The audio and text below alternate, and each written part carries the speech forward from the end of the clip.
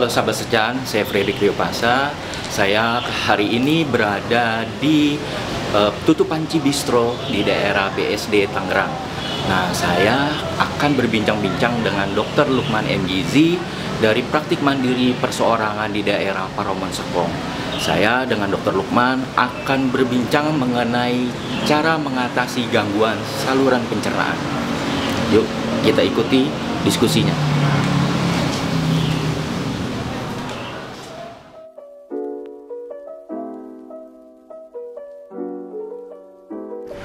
Kembali lagi bersama saya Fredrik Riopasa. Saya akan berbincang dengan Dr. Lukman M. Gizi dari Praktik Mandiri Perorangan daerah Paromon Serpong. Sebelumnya saya sudah berbincang-bincang dengan Dr. Lukman mengenai bagaimana cara menjaga kesehatan saluran pencernaan. Nah, kali ini saya juga akan berbincang lagi dengan Dr. Lukman mengenai bagaimana cara mengatasi gangguan saluran pencernaan. Nah, Dr. Lukman, gangguan saluran pencernaan itu dipengaruhi oleh dua faktor, yaitu faktor internal dan eksternal. Bisa dijelaskan seperti apa Pak faktor-faktor itu dan apa gejalanya? Oke, baik. Halo sahabat secan, jumpa lagi dengan saya Dr. Lukman M. Gizi. Oke, kali ini saya akan menyambung dari sesi kita yang terdahulu ya. Kali ini kita menjawab pertanyaan mengenai faktor-faktor eksternal maupun internal yang berhubungan dengan gangguan saluran pencernaan dan juga gejala-gejalanya. Ya, seperti di sesi sebelumnya ya, kita ketahui faktor eksternal maupun internal itu menyangkut kepada sumber bahan makanan yang dari luar, kemudian faktor-faktor lingkungan. Kemudian dari internalnya itu faktor diri kita sendiri. Itu termasuk juga kondisi saluran cerna kita, kemudian kondisi psikologis kita. Karena itu juga berhubungan dengan penyerapan zat-zat makanan yang nantinya juga berpengaruh kepada proses metabolisme dalam tubuh kita. Seperti itu. Nah, untuk gejala-gejalanya itu bervariasi dari yang ringan sampai yang agak berat. Nah, dan itu pun juga berpengaruh kepada jenis makanan yang akan kita konsumsi, kemudian usia kita juga, karena seiring bertambahnya usia, pastinya kemampuan tubuh untuk menyerap zat makanan juga akan menjadi berkurang. Ya, nah gejala yang sering khas kita temui, yang paling umum biasanya perut terasa kembung, ya, kemudian ada seperti mual, ada terasa sendawa, sampai ke gangguan yang berat seperti mencret-mencret atau sembelit, seperti itu. Nah, ada yang sampai keluar darah, ya, ada juga yang sama sekali tidak keluar, hasilnya yang disebut dengan sembelit tadi. Nah, itulah beberapa masalah di saluran cerna dan juga gejala-gejala yang bisa ditimbulkan oleh gangguan pada saluran cerna kita, seperti itu. Nah, tadi Dr. Lukman menjelaskan sahabat secan, ini ada salah satunya adalah faktor internal ya, dok. Ya. Faktor internal itu pada usia, karena faktor usia. Boleh tahu nggak itu usia dari berapa tahun ke atas, dok? Bisa mempengaruhi. Nah, kalau untuk faktor internal dari usia, biasanya kalau seiring bertambahnya usia, itu pastinya alat saluran cerna makan kita akan mengalami kendala. Contoh, pada orang tua, gigi udah mulai tanggal-tanggal. Nah, kita tahu proses kita melakukan pencernaan itu, makanan itu kan dimulai dari mulut. Nah, kalau gigi-gigi kita sudah mulai tanggal, artinya sudah terjadi gangguan pada saat mengunyah secara mekanik. Ya, jadi ada gangguan mengunyah, kemudian akan menyebabkan juga gangguan penyerapan. Ya, jadi biasanya untuk penanganannya memakai gigi palsu seperti itu. Ya, kemudian bertambahnya usia, enzim-enzim makanan saluran cerna juga akan berkurang fungsinya. Nah, itu juga salah satunya juga akan mengganggu proses penyerapan makanan dalam tubuh kita. Kemudian juga dari faktor psikologisnya, biasanya orang tua terlalu banyak dipikirkan juga ya, faktor pikiran, kemudian emosi, psikologis, itu juga akan mempengaruhi. Jadi gangguan itu juga akan mengganggu penyerapan saluran cerna yang akhirnya akan menyebabkan berbagai gangguan atau timbulnya penyakit pada saluran cerna dan juga pada tubuh secara keseluruhan. Nah, kalau faktor usia itu intervalnya usia 35 tahun ke atas kah? Atau 40?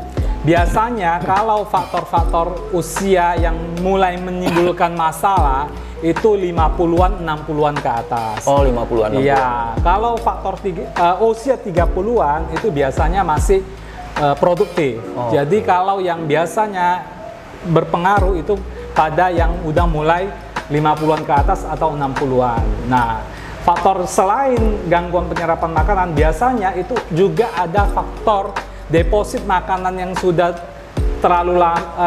terlalu banyak, contohnya lemak yang akan menyebabkan penyakit juga. Nah, selain faktor internal, tadi saya juga sebutkan faktor eksternal, yakni pemilihan makanannya. Nah, kalau kita dari muda sampai tua memakan makanan junk food dan sebagainya, nah itu juga akan menyebabkan penyakit, menyebabkan gangguan tubuh secara keseluruhan, sampai nanti yang ada penyakit namanya penyakit metabolik atau sindrom metabolik atau penyakit yang tidak menular, PTM ya, tapi penyakit yang mempengaruhi fungsi organ tubuh kita, bisa menyebabkan stroke, kencing manis, dan lain-lain. Nah, Dokter Lukman, jika seseorang mengalami gejala yang tadi dokter sebutkan tadi, sebaiknya kapan sih seseorang itu berkonsultasi ke dokter? Oke, nah sahabat Secan, bila kita mengalami gangguan seperti itu, untuk konsultasi dengan dokter, usahakan secepatnya. Jangan sampai timbul keluhan yang sangat berbahaya baru datang ke dokter. Biasanya kalau kita sudah merasakan ada yang tidak beres di saluran cerna kita, contohnya terlalu sering bersendawa, itu sebaiknya kita sudah mulai coba konsultasikan dengan dokter, seperti itu. Karena apa? Karena kalau kita terlalu lama membiarkan hal ini terjadi, nanti akan menjadi parah penyakitnya, sehingga pengobatannya jadi akan terlambat, seperti itu.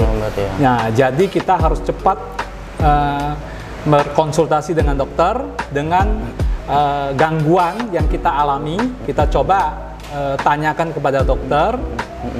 Jangan coba-coba melakukan pengobatan yang tanpa evidence based medicine, yang tanpa ada bukti keilmiahan dari kedokteran, seperti itu ya, karena itu bisa berbahaya juga, karena sering kita dengar ada masalah gangguan di saluran cerna, kemudian cari informasi sendiri tanpa berkonsultasi ke ahlinya, kemudian akan menimbulkan gangguan yang lebih parah ke depannya.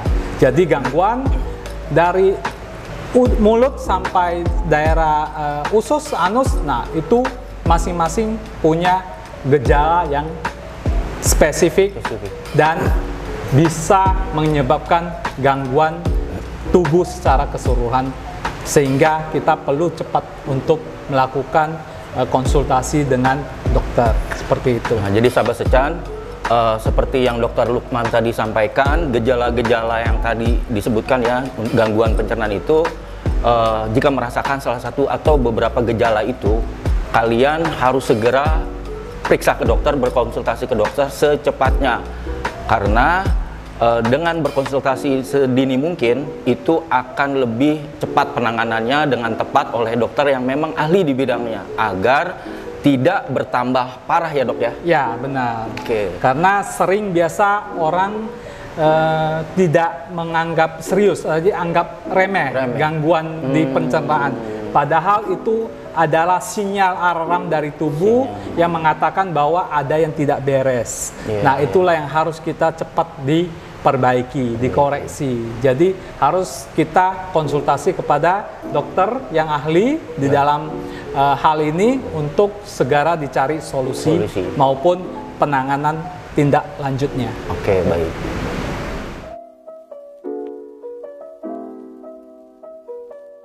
Nah, Dokter Lukman, kalau gangguan pencernaan saluran itu kan juga akan menimbulkan beberapa komplikasi nih. Ya. Nah, apa aja sih yang komplikasi yang bisa dialami si penderita? Oke, ya.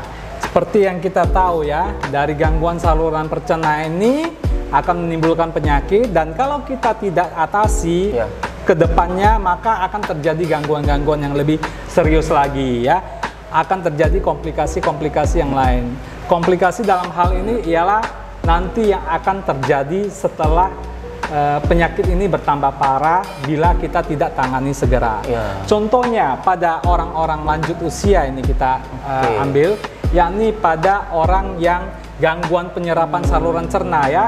Saya koreksi kembali, yang kemarin disebutkan di penyerapan di usus itu dari fili-fili usus, jot-jot usus. Nah, kalau ada gangguan di penyerapan di situ, maka akan menyebabkan nutrisi yang diserap tubuh tidak akan jadi maksimal.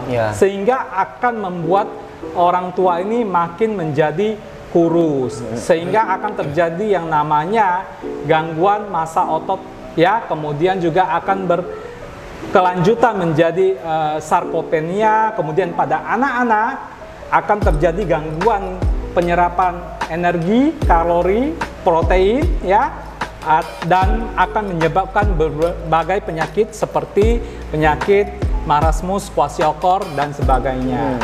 Nah, kemudian yang gangguan penyerapan lagi yang menyebabkan terjadinya mencret-mencret, nah itu akan menyebabkan tubuh kehilangan elektrolit, dan komplikasinya nanti bisa timbul seperti kejang. Jadi gangguan elektrolit dalam tubuh akan menyebabkan berbagai komplikasi. Dan ini bisa juga fatal. Jadi kita harus cepat melakukan penanganan terhadap permasalahan akar masalah dari penyakit tersebut. Ya. Tapi baiknya sebelum terjadi komplikasi ini, kalian sudah merasakan ya gejala-gejala tadi itu. Makanya sebelum terjadi komplikasi, tadinya gejalanya lebih baik di pas mengalami gejala itu, Dok ya? Ya, sebenarnya kalau sampai timbul keluhan-keluhan, itu berarti gejalanya sudah dari awal. Itu perjalanannya sudah mulai panjang. Sehingga menyebabkan penyakit-penyakit gejala yang ditimbul. Nah, itu yang harus kita tangani. Karena kalau gejalanya yang biasanya masih belum nampak secara serius, itu seringkali kita lupakan. Contohnya, biasanya pada orang-orang yang gangguan penyerapan mineral dan sebagainya, biasanya nampak itu dengan contohnya ya, lidahnya, papil-papila lidahnya sudah mulai mengalami masalah. Kemudian tekstur lidahnya sudah berubah. Nah, jadi lebih kasar, tidak merah lagi ya, lebih pucat dan sebagainya. Nah, itu yang perlu kita perhatikan. Biasanya dari awal itu sudah ada tanda gangguan. Nah, jadi kita kalau lebih cepat memperhatikan itu dan menangani hal itu, maka kelanjutan penyakit yang menjadi makin parah bisa kita minimalisir, bisa kita tangani lebih lanjut, lebih cepat lah, seperti itu. Dok, ada sesuatu yang pengen saya tanyakan juga ke Dokter Lukman, mungkin sahabat sekalian juga pengen tahu. Faktor risiko apa aja sih, Dok, yang mempengaruhi gangguan pencernaan saluran pencernaan ini, Dok? Ya, banyak sekali faktor risikonya. Faktor risikonya yang tadi disebutkan. Faktor risiko itu bisa dari luar, dari makanannya sendiri, kemudian dari faktor lingkungan dan sebagainya. Kemudian juga dari faktor dari internalnya sendiri, dari tubuh kita sendiri. Dan itu yang meliputi jiwa dan raga kita juga. Dalam faktor keturunan tidak ada, Dok ya? Faktor keturunan ada, tapi biasanya kami melihat itu dari sebagai faktor yang terakhir yang kita perhitungkan. Karena setiap hal gangguan penyakit, kalau dikaitkan dengan faktor keturunan biasanya ada, tapi biasanya itu kita ambil pilihan terakhir sebagai tingkatan untuk kita melakukan diagnosa. Jadi setelah itu baru nanti kita akan tanyakan mengenai faktor keturunan. Faktor keturunan itu tetap ada kontribusi berhubungan juga dengan genomik, gennya pada orang tersebut. Nah, jadi di ilmu nutrisi kita ada nutrigenomik, nutrigenetik. Nah, itu selalu ada. Jadi biasanya kita ambil itu sebagai faktor terakhir yang kita perhitungkan. Seperti itu. Menarik juga ya, Dok ya. Nah, kalau sudah terjadi seperti itu, untuk mendiagnosisnya seperti apa, Dok? Ya, untuk diagnosanya tergantung dengan keluhan yang ditimbulkan. Ya, biasanya kalau contoh untuk orang tua kita gali, ya diagnosanya kalau dia gangguan penyerapan, biasanya kita lihat dulu apakah susunan giginya sudah masih bagus atau sudah banyak yang tanggal. Kemudian ada pakai gigi palsu atau tidak, seperti itu. Kemudian faktor psikologisnya juga kita tanyakan. Apakah beliau tinggal sendiri atau punya keluarga yang komplit, ada anak cucu di rumah. Nah, biasanya faktor psikologis juga berpengaruh pada daya nafsu makan, kemudian kepada fungsi saluran cerna. Biasanya kalau terlalu stres, terlalu banyak pikiran, nah itu akan mempengaruhi saluran cerna. Karena hormon-hormon yang akan mengganggu penyerapan saluran cerna itu akan timbul. Contohnya untuk yang gas lambung, nah itu juga akan meningkat. Kemudian hormon stres, kortisol juga mempengaruhi. Seperti itu. Ya. Nah, Dokter Lukman, kalau seseorang sudah mengalami gangguan saluran pencernaan, obat apa sih yang bisa digunakan untuk penanganannya, Dok? Ya, sahabat Secan, kalau ada gangguan di saluran cerna, yang pastinya kita harus tahu itu ialah akar masalahnya dulu, apa penyebabnya. Kalau di kami obat, apalagi obat kimiawi, itu biasanya ialah pilihan kedua terakhir untuk penanganan pada pasien untuk memperbaiki kondisi tubuhnya atau penyakitnya. Biasanya yang kita lakukan awalnya ialah kita melakukan anamnesa dulu, kita melihat dulu kondisi tubuhnya, asupan makanannya, permasalahannya di mana yang tadi disebutkan, faktor internal eksternalnya, kemudian kita perbaiki dengan modifikasi makanan dan sebagainya. Nah, bila itu tidak membantu, baru kita naikkan stepnya, yakni dengan bantuan obat-obatan. Seperti contoh, pada yang gangguan di lambung, asam lambung terlalu tinggi. Nah, itu kita bisa memberikan beberapa obat seperti antasida yang untuk mengurangi kelebihan asam lambung. Kemudian juga dengan obat-obat PPI, protein pump inhibitor dan sebagainya. Ya, itu pada orang yang punya gangguan lambung yang biasa sering kita temui. Contohnya lagi yang lain, untuk orang-orang yang mengalami obesitas, nah itu juga ada gangguan penyerapan makanan. Artinya apa? Cadangan makanan gula maupun lemak itu berlebih tersimpan, sehingga menyebabkan terjadi peningkatan kadar lemak yang tidak baik dalam darah, sehingga LDL-nya meningkat, kemudian deposit lemaknya dalam tubuh jadi makin banyak, ya, sehingga menyebabkan obesitas. Nah, obesitas ini juga ada obatnya. Cuman kita biasa di nutrisi ialah modifikasi nutrisi tersebut dulu.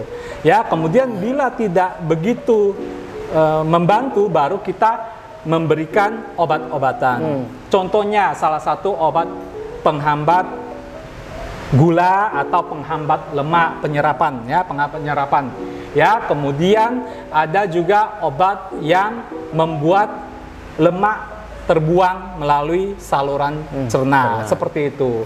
Atau juga beberapa obat yang lain seperti yang menekan nafsu makan juga, itu mempengaruhi supaya asupan tidak terlalu banyak, sehingga gula juga termetabolisme, lemak juga termetabolisme, dan jadi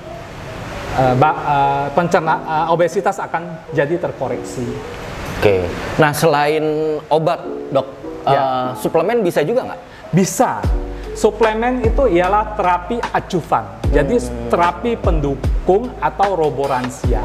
Nah, biasanya suplemen itu juga berasalnya dari nutrisi-nutrisi, makanan-makanan.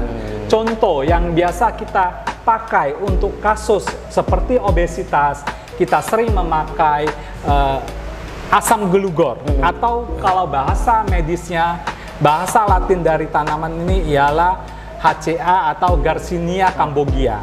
Jadi ada kandungan hidrositik asid dari Garcinia cambogia. Nah, ini akan membantu pada orang-orang yang menderita obesitas, yakni dengan menekan nafsu makan dan juga melakukan metabolisme baik gula maupun lemak, sehingga deposit gula lemak itu akan diurai di metabolisme sehingga tidak terjadi penimbunan, sehingga obesitas pada pasien ini bisa dikendalikan, seperti itu. Nah, tapi sahabat Secan, kalau misalnya sahabat Secan mau menggunakan atau mengonsumsi obat maupun suplemen, tidak langsung dikonsumsi begitu saja ya, harus tetap berkonsultasi dulu ke dokter dalam menggunakannya. Betul dok ya? Ya, harus. Karena apa?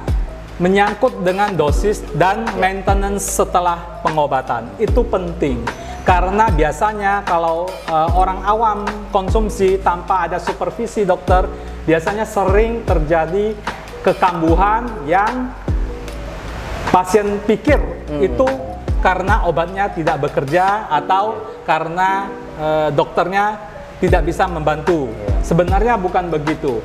Jadi pengobatan di saluran cerna, nutrisi, itu biasanya harus ada hubungan yang erat antara pasien dengan dokter. Jadi harus ada saling kerjasama.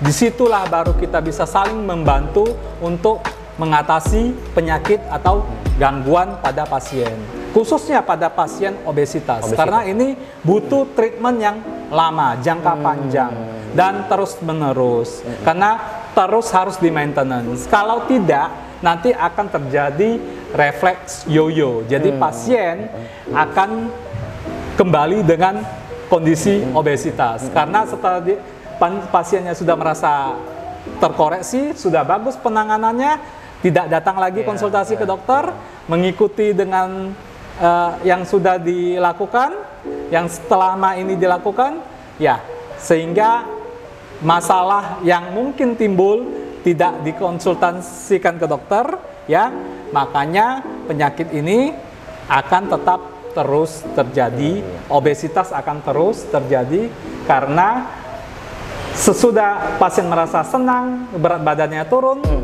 tidak melakukan kontrol ulang lagi, sehingga pasien bebas lagi makan tanpa ada supervisi dokter, dan akan timbul penyakitnya lagi. Tapi dok, gangguan saluran pencernaan ini bisa disembuhkan kan ya dok? Ya, kita bisa, bukan yang menyembuhkan, tetap yang Maha Kuasa. Kita hanya membantu. Jadi yang membantu kita apa yang menimbulkan masalah, kita bantu untuk dikoreksi, diperbaiki. Jadi kalau untuk menyembuhkan, kita selalu tetap meminta ridho dari yang Maha Kuasa. Ya, kita di sini tetap berusaha semampu kita untuk menangani kemungkinan gangguan penyakit yang terjadi pada pasien tersebut. Seperti itu. Jadi tetap bisa kita coba perbaiki, minimalisir sampai penyakitnya itu berangsur-angsur pulih. Seperti Loh, sahabat Secan, jadi gangguan saluran pencernaan tetap bisa ada peluang untuk bisa disembuh, asal si penderitanya juga mau dan nurut saran dari dokter dan rajin berkonsultasi, ya sahabat Secan.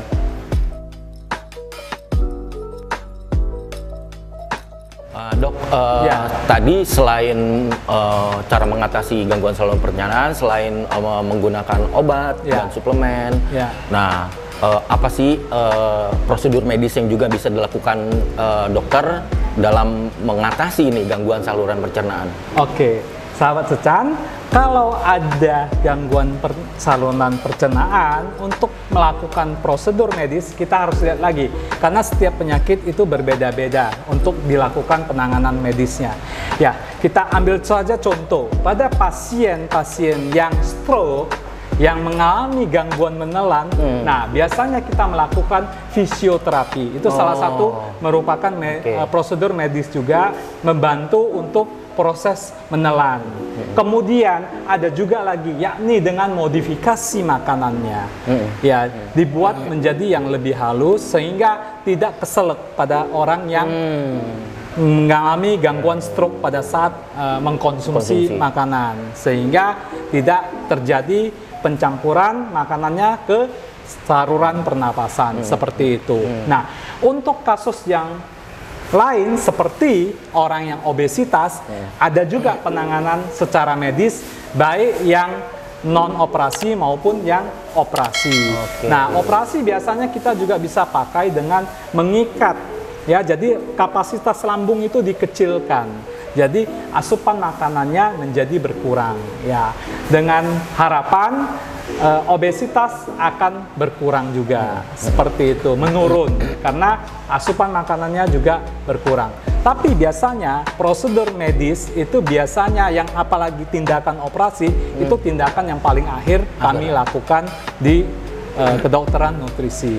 Biasanya kami akan mulai dengan modifikasi diet, kemudian modifikasi perilaku untuk si pasien yang ada kerjasama dengan kita, saling bahu-membahu untuk mengatasi masalah pasien ini.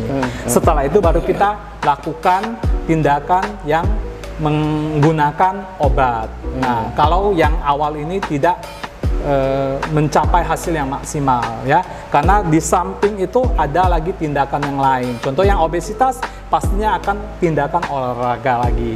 Jadi olahraga yang untuk membantu pembakaran gula maupun lemak dalam tubuh untuk metabolisme, seperti itu. Jadi obat dan tindakan operasi itu biasanya tindakan kita yang terakhir bila yang awal ini kurang memberikan hasil yang maksimal, seperti itu. Tapi dalam menentukan apa prosedur medis yang harus dilakukan itu tetap saran dari dokter kan, Dok, ya? Ya, benar.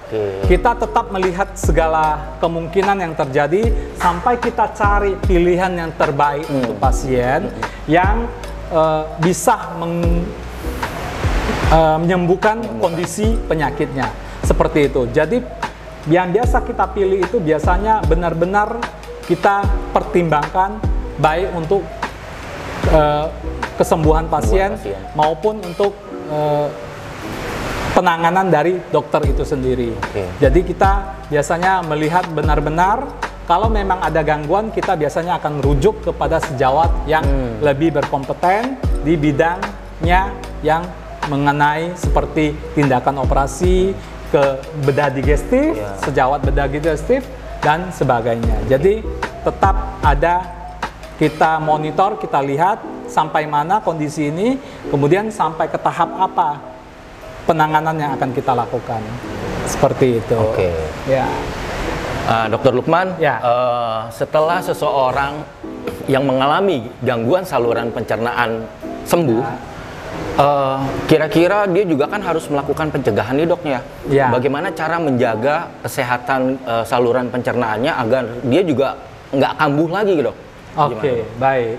Ya, untuk sahabat Secan, untuk pasien, ya, untuk orang-orang yang sudah mengalami gangguan, kemudian untuk mencegah supaya tidak terulang lagi, ya kembali lagi dari awal, yakni dari koordinasi, kolaborasi antara pasien dan dokter. Jadi biasanya pasien datang itu ada keluhan, ya. Keluhan ini akan dokter pelajari, kemudian didiskusikan, dicarikan solusinya bersama untuk penanganan yang terbaik, baik untuk pasien dan juga penanganan dari sisi dokternya.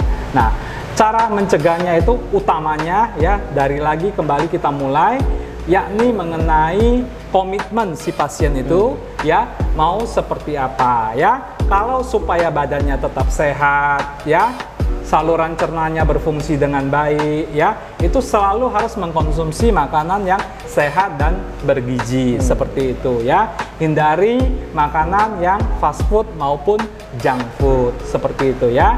Kemudian bila sudah terjadi penyakit dan sudah diobati, hendaknya yang disarankan oleh dokter yang sudah ditangani dan sudah memberikan hasil tetap dipertahankan. Jadi pola hidup itu yang sehat itu yang tetap dipertahankan terus.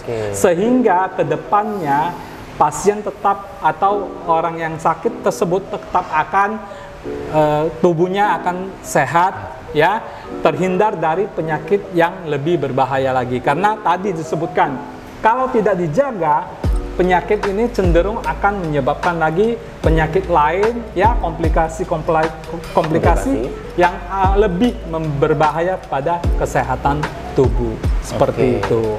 Dok, kalau untuk aktivitas fisik atau olahraga itu bagaimana untuk orang yang mengalami gangguan saluran pencernaan, Dok? Nah, kita lihat lagi. Biasanya kalau kita yang mengalami gangguan saluran pencernaan, ya, dalam hal ini orang-orang yang obesitas, ya, maupun yang kelebihan berat badan itu bisa melakukan olahraga aerobik, ya. Olahraga aerobik yang ringan-ringan saja. Contohnya jalan keliling kompleks perumahan atau bersepeda, atau yang paling bagus renang kalau ada fasilitasnya. Kalau tidak, dengan jalan pagi ataupun sore minimal 30 menit, ya, minimal 3 kali dalam seminggu. Nah, itu juga sudah memberikan hasil yang bagus untuk mengurangi obesitas yang terjadi. Selain menyehatkan jantung dan otot dan tubuh secara keseluruhan, juga membantu tubuh membakar energi yang berlebih yang tersimpan, ya, cadangan energi yang berlebih di dalam tubuh, sehingga tubuh menjadi lebih sehat.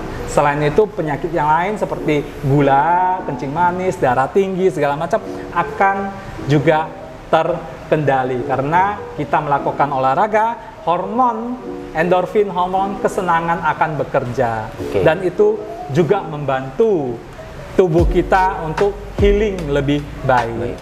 Seperti itu. Nah, sahabat Secan, kalau sahabat Secan rasanya ini waktu nggak akan cukup ya untuk ngebahas ini karena akan panjang sekali ngebahas lebih jauh lagi. Tapi jangan khawatir, sahabat Secan bisa berkonsultasi langsung ke Dokter Lukman. Gimana, Dok, cara berkonsultasinya, Dok?